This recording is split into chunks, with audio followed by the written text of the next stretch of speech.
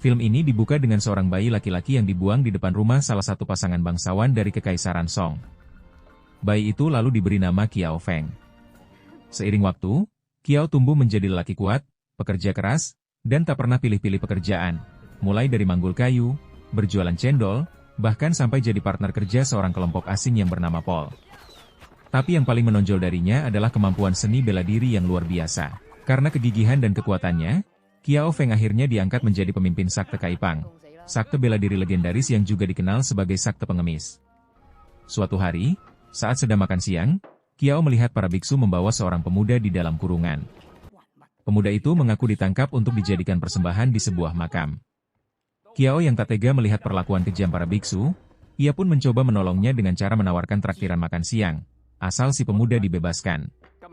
Namun tawaran itu ditolak, dan akhirnya mereka terlibat pertarungan.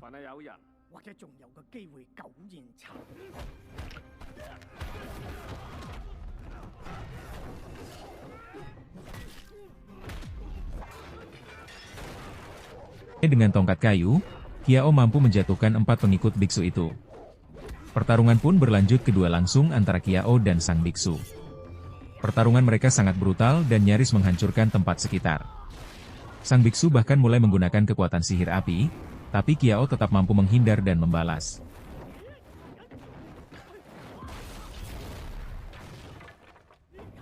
Untuk mengakhiri duel, Qiao akhirnya mengeluarkan jurus andalannya, 18 tapa penakluk naga, yang langsung menjatuhkan lawannya. Tak lama, teman-teman Qiao dari Sekte Kaipang datang menjemput dengan menunggang kuda. Mereka lalu pergi menuju tempat pertemuan besar antar sekutu Kaipapang. Namun, di tengah pertemuan, Qiao tiba-tiba dituduh membunuh salah satu kepala sekutu bernama Madayuan. Tuduhan itu disampaikan oleh ketua Bai Shijing, dengan dukungan istri Madayuan, Kang Min, yang menunjukkan surat misterius. Dalam surat itu tertulis bahwa Qiao sebenarnya berasal dari bangsa Hitan, musuh besar bangsa Song. Karena identitasnya yang dianggap berasal dari musuh, Qiao diusir dari Kaipang dan dijatuhi hukuman menggunakan pisau kebenaran. Namun, demi membuktikan bahwa dirinya tak bersalah dan tak pernah berkhianat, Qiao justru menusukkan pisau itu ke perutnya sendiri, berkali-kali. Meski terluka parah, ia tetap berdiri dan memilih pergi meninggalkan Kaipang. Qiao kemudian pergi ke rumah orang tua angkatnya. Namun, setibanya di sana, ia malah mendapati kedua orang tuanya telah meninggal. Saat sedang meratapi kematian mereka, tetangga-tetangga muncul dan malah menuduh Qiao sebagai pelaku pembunuhan. Untuk kesekian kalinya, Qiao kembali dianggap sebagai penyebab kematian orang-orang terdekatnya. Diliputi kesedihan dan keterpurukan, Qiao memutuskan pergi ke kuil Shaolin untuk menemui gurunya, Xuanku. Di sana, ia mencurahkan semua perasaannya, menceritakan apa yang telah menimpanya. Namun, sang guru tak menjawab sepatah kata pun, dan ternyata, guru Xuanku sudah meninggal.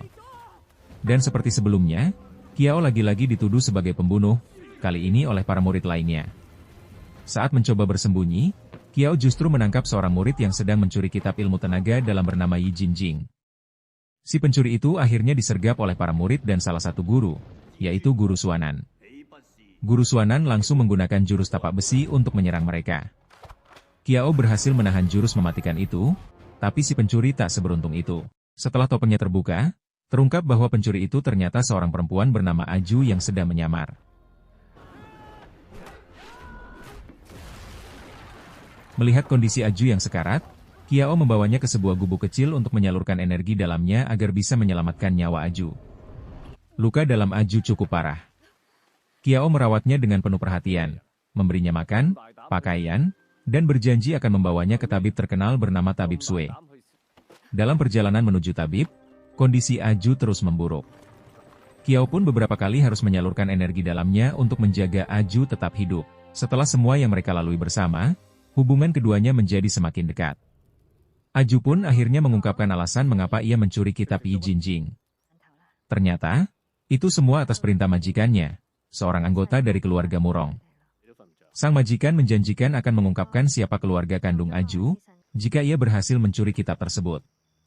Namun, malam harinya kondisi Aju semakin lemah. Qiao tahu dia tak bisa menolongnya lagi hanya dengan energi dalam. Maka, ia langsung bergegas menuju ke tempat Tabib Sue. Pada saat yang sama, para pendekar dari berbagai sekte sedang berkumpul di Heroes Gathering Manor. Begitu Qiao datang sambil menggendong Aju, kehadirannya langsung ditolak. Bahkan tabib Sue pun menolak mengobati Aju, hanya karena Kiao yang membawanya. Demi menyelamatkan Aju, Kiao pun rela mempertaruhkan nyawanya. Ia mengangkat gelas, minum bersama para pendekar yang hendak melawannya, lalu bertarung sendirian dengan tangan kosong.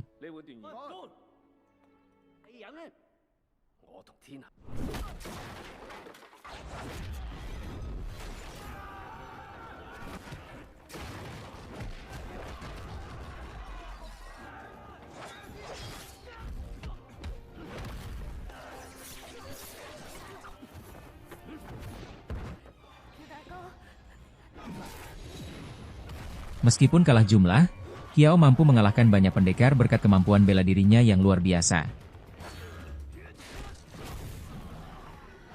Saat Kiao hendak menolong Aju yang nyaris dibunuh oleh Kang Min dan Bai Shijing, tiba-tiba tabib Sue muncul dan menikam Kiao dari belakang. Tak cukup sampai di situ, Bai Shijing juga menusuk Kiao menggunakan tombaknya. Ketika para pendekar lain bersiap untuk membunuh Kiao, seorang pria misterius muncul berdiri di atas atap. Ia menghancurkan sebagian bangunan dan menghalangi para pendekar. Pria itu lalu membawa Kiao yang sekarat pergi dari tempat itu.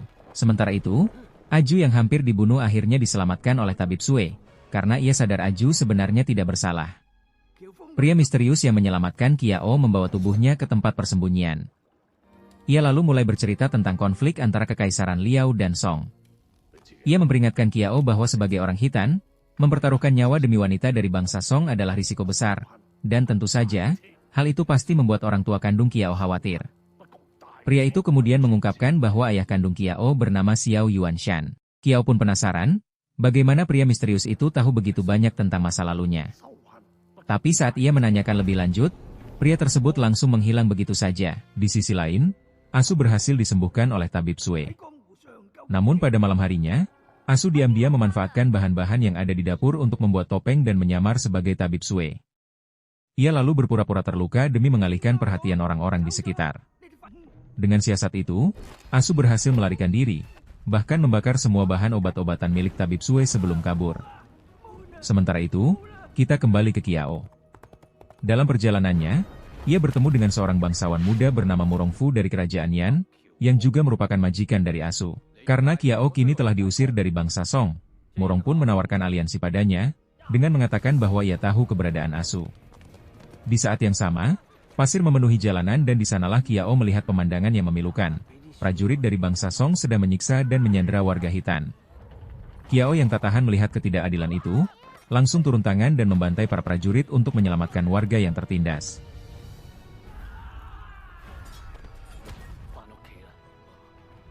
Namun setelah pertarungan, Kiao termenung. Ia mulai mempertanyakan moralitasnya sendiri. Ia belajar bela diri dan tumbuh sebagai warga Song, tapi baru saja ia membunuh prajurit dari bangsanya sendiri. Dalam kebingungan dan penyesalan itu, tiba-tiba Asu muncul menunggang kuda. Keduanya pun bersatu kembali. Mereka berdua berjanji untuk hidup bersama, setelah masing-masing berhasil menemukan keluarga kandung mereka. Kini, Kiao memutuskan untuk mengganti namanya menjadi Xiao Feng, demi mencerminkan asal-usulnya sebagai orang Hitan. Setelah itu, Xiao dan Asu mulai menyelidiki keberadaan seorang tokoh misterius yang disebut kakak terkemuka, sosok yang diakini sebagai dalang di balik kematian orang tua kandung Xiao.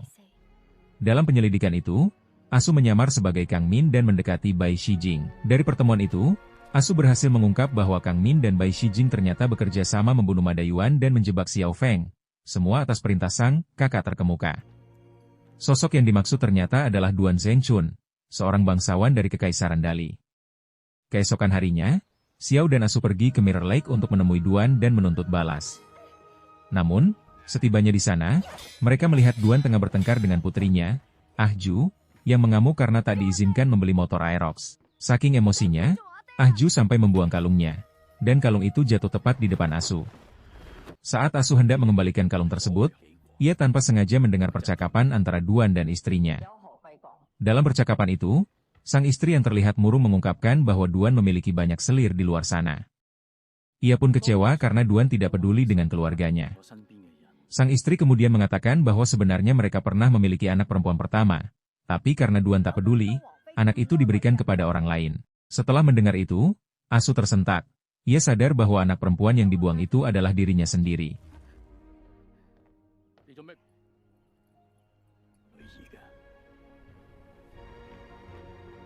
Di malam harinya, Xiao akhirnya melancarkan aksinya untuk membalas dendam.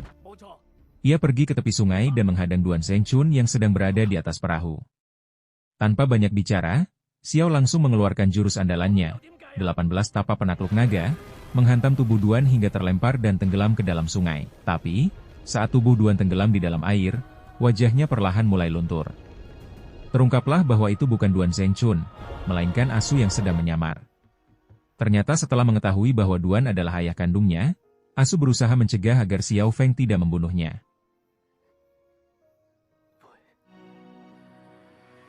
Xiao pun segera membawa Asu ke kediaman Duan dan istrinya untuk menjelaskan segalanya yang telah terjadi. Duan sangat terkejut mendengar penjelasan Xiao, karena ia tidak pernah menulis surat yang menuduh Xiao sebagai pengkhianat. Dan lebih mengejutkannya lagi, Duan bukanlah orang yang dijuluki kakak terkemuka. Dari sinilah terungkap bahwa Bai Shijing ternyata sudah mengetahui penyamaran Asu sejak awal, dan dengan sengaja menyesatkan Asu dengan mengatakan bahwa kakak terkemuka adalah Duan. Setelah mengetahui semuanya, Xiao Feng langsung menuju ke Kaipang untuk menghadapi Bai Shijing. Melihat Xiao kembali, Bai Shijing akhirnya mengungkapkan semuanya, bahwa Murongfu dari kerajaan Yanla otak di balik seluruh konspirasi ini. Murongfu sengaja menghasut Bai Shijing dan Kang Min untuk membunuh Madayuan dan menjebak Xiao Feng. Ia bahkan menyeret nama Duan Zhengchun ke dalamnya agar Kaipang dan para sekutu berperang, sehingga bangsa Song akan hancur dari dalam. Di tengah kekacauan itu, Ah Ju muncul sambil menyeret Kang Min, karena sebelumnya Kang Min mencoba membunuh Asu. Demi membalaskan dendam kakaknya, Ah Ju menaburkan bumbu masako ke wajah Kang Min. Akibatnya, wajah Kang Min langsung melepuh dan penuh luka. Kiao pun mulai bertarung melawan Bai Shijing, dan berhasil menendangnya hingga terlempar keluar rumah.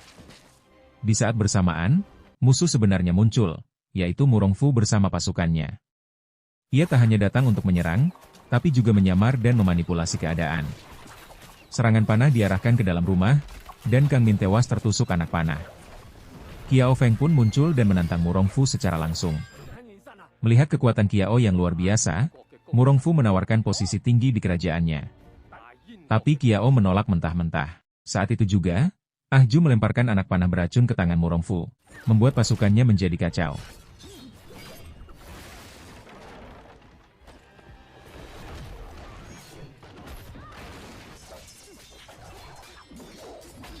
Pertarungan antara Kiao dan Murongfu pun berlanjut, hingga saling kejar-kejaran di atas atap rumah.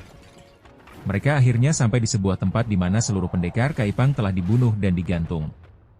Kiao pun murka dan langsung melepaskan jurus 18 tapa penakluk naga. Namun jurus itu tak mempan, karena Murongfu telah menguasai teknik legendaris dari keluarga Murong. Jurus mengubah bintang, salah satu jurus paling mematikan dalam dunia persilatan. Kiao pun tak sadarkan diri setelah menerima serangan tersebut. Dalam ketidaksadarannya, bayangan guru Suanku muncul dan mengajarkan bahwa untuk bisa mengalahkan musuh yang kuat, Kiao harus melepaskan semua beban pikiran dan keraguannya. Setelah itu, Kiao kembali sadar. Ia langsung memeluk tubuh Murongfu dengan erat, lalu menghajarnya habis-habisan. Kiao memukul dan melemparkan tubuh Murongfu berulang kali. Dan di akhir serangan, Kiao mengumpulkan energi dalamnya, lalu menghantam Murongfu hingga terpental jauh. Murongfu pun dinyatakan tewas. Di sisi lain, Ah Ju berhasil mengalahkan pasukan Murongfu dan pergi dari tempat itu. Beberapa anggota Kaipang yang tersisa menyaksikan semua kejadian yang bersejarah itu. Beberapa waktu kemudian, Kiao Feng hidup damai di sebuah pedesaan, menggembala domba. Namun di tempat lain, jasad Murongfu yang sudah mati dihidupkan kembali oleh ayahnya, Murongbu, dengan semacam ritual dalam sebuah gua misterius. Film lalu memperlihatkan momen kilas balik saat kedua orang tua kandung Kiao didatangi oleh Murongbu dan pasukannya. Dalam pertemuan itu, Xiao Yuanshan, ayah kandung Kiao, berhasil selamat, tapi istrinya tewas. Xiao Yuanshan kemudian meninggalkan bayi Kiao. Sejak saat itu, ia selalu mengawasi anaknya dari kejauhan.